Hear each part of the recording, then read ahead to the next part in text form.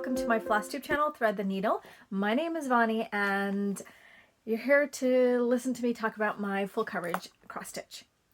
For those of you joining me here for the first time, welcome. Like I said, this is all about full coverage cross stitch. And for those of you returning, thank you for coming back. We're going to jump right in. I've been doing things a little bit differently this year. I have been more about the numbers lately because I have one project in particular that I want to make sure I get some good time in on.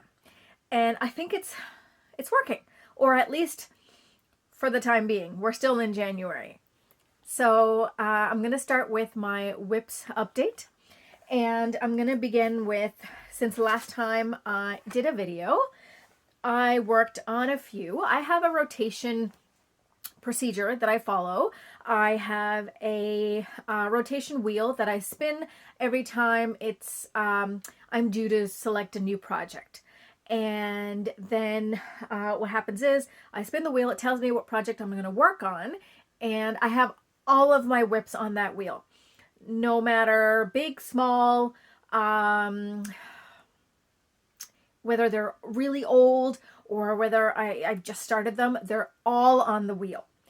And so I let the wheel pick, and then I stitch on that project for until I get about 300 to 400, and I picked that number because I feel like when I get to about 300 to 400 stitches, I can actually see the progress that I've made. If it's like just 100 and 200, especially the methods that I like to stitch, which is, you know, in the diagonal, but cross country in the diagonal, it takes a bit to notice what you've stitched. So let's begin. The first project that came up in my rotation was Autumn Owl Trio. This is one of my favorites. I love working on this little guy. At the moment, it's just the little guy and not the trio, because we're doing one owl at a time. And I'm still on the first owl, but we're steadily making progress. So here he is. See, he's filling out so nicely. I was able to fill in that diagonal, and then I got started on the next, and every time I got to a portion of his eye, I extended myself and just started stitching more in the eye to fill that in. So we're almost finished that, and then we'll get more into his body. And look, you can see the top of the next owl. Yay! Oh, it's going to be so much fun to work on. So there it is, Autumn Owl Trio. Now this one, I completed 636 stitches, and that took me about 3 hours and 8 minutes in total. And that brings me up to 53%. Now, that's not completely accurate because that 53% includes the top section of orange pages that I decided not to stitch. So we'll just pretend. But isn't that wonderful? Oh, it's coming along really nicely. Next up, we have a favorite of mine, Golden Promises. Now, Golden Promises is, I'm fighting really hard to get to finish that end of that page and the column, and the row, yes. I'm getting there, but not quite yet. So here's where I am with it. And as you can see, we got into filling in more of this loveliness. Oh, the colors are so much fun to work on. It's like that lilac, and there's a little bit of cryonic that I filled in, but it was lilac, and you can start to see the outline of the rest of the flower garland, so that's fun. It's so much fun. I mean, any time that this comes around in the rotation. So here's a better view vantage of how much is left there. So that's the end of the row, the top row. So I'm very excited.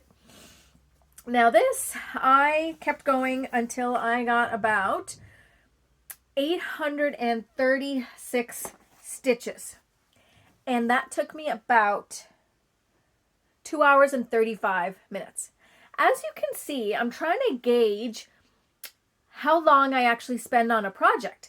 And where I mentioned with the owl, it all depends on the fabric count, whether I'm stitching 1/1 or 2/1, whether the area that I'm working on is confetti filled or like large patches of a particular symbol. So it's interesting to see how much time I spend on each project versus how many stitches I get done in that time. So I'm finding this method of keeping track of everything very interesting. So with that gets me to 18% complete on Golden Promises. Next up, we move on to a slow progressing project, but progressing nonetheless. It's Tiger Dreams. And there's not a lot to see. It's really hard to make out the progress. However, here it is. So I completed a diagonal. It's really hard to tell, but I totally did. And I don't know if you can tell, but you can see there's blue, black, and then more blue. And at the very bottom, you can't tell. I don't know if you can. I'm just going to try and focus. No, I don't think it will. Anyway, there's like a couple of stitches of dark brown in that very bottom of that triangle. So, Tiger Dreams. This one, I did 552 stitches to finish that diagonal. And that took me 2 hours and 57 minutes. So, basically 3 hours. And I'm at 1% complete. Cool, hey? I think it's so much fun. Oh, just as a recap, this is 22 count. So is this 22 count. And this is my favorite 18 count. Now, the next project I'm going to show you is my focus piece for the year and probably next year too. It is the anniversary piece that I am stitching as a surprise for my husband. Let's see how long I can keep it as a surprise. I am super stoked at how well I made with it. I don't have a before picture, only because I'm not taking any pictures of this just in case he looks at my camera roll for some reason. Sometimes he'll do that. He'll flicker through it and see. So I don't want him to see a picture of this, because then he'll be like, why are you stitching a picture of yourself? And then I'll have to explain, it's not just of myself, honey. It is a picture of both you and me, and I don't want to do that. So as I just take it off the Q-snap there. Okay, you ready? If you can remember how much I got done, because I don't remember, but I do have the math. Ready? Look! I know it looks kind of creepy, but it is super exciting. Okay, so here it is. So as you can see, I'm continuing on with the diagonals, and it's very exciting. I'm getting really close to getting my eye done, and the eyebrows almost shaped out, and more of the forehead.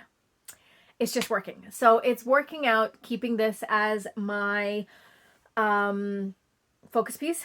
I try to stitch on every night that I stitch. I try to stitch on this first, and I try to get in at least 200 stitches, sometimes more if I can, which is why I only had 3 whips to show you.